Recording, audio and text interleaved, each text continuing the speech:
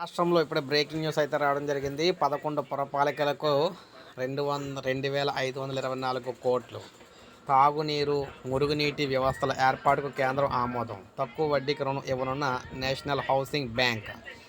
తెలంగాణ ప్రజలకు ముఖ్య గమనిక. రాష్ట్రంలో 11 పురపాలక సంఘాల్లో తాగునీటి, భూగర్భ, మురుగునీటి వ్యవస్థల ఏర్పాటుకు మార్గం సుగమమైంది.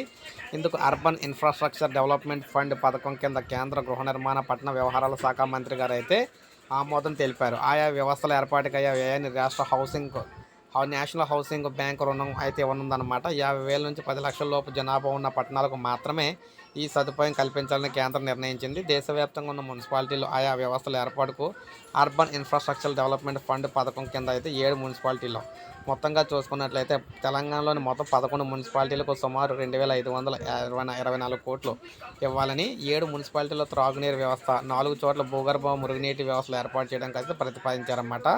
అయితే ఇది మనకి కేంద్ర ప్రభుత్వం అందిస్తున్న పథకాన్ని రాష్ట్ర ప్రభుత్వం సక్రమంగా వినియోగించుకొని రాష్ట్ర ప్రజలు మంచినీళ్ళు కష్టాలు తీర్చాలని, అదేవిధంగా మురుగునీటి వ్యవస్థలకు ఒక చరమగీతం పాడాలని చెప్పేసి ప్రజలందరూ కోరుకుంటున్నారు. ఎవరైతే ఇవన్నీ కావాలని కోరుకుంటున్నారో వారందరూ ఒక లైక్ చేయండి. అదేవిధంగా సబ్స్క్రైబ్ చేసుకోకపోతే మన ఛానల్ సబ్స్క్రైబ్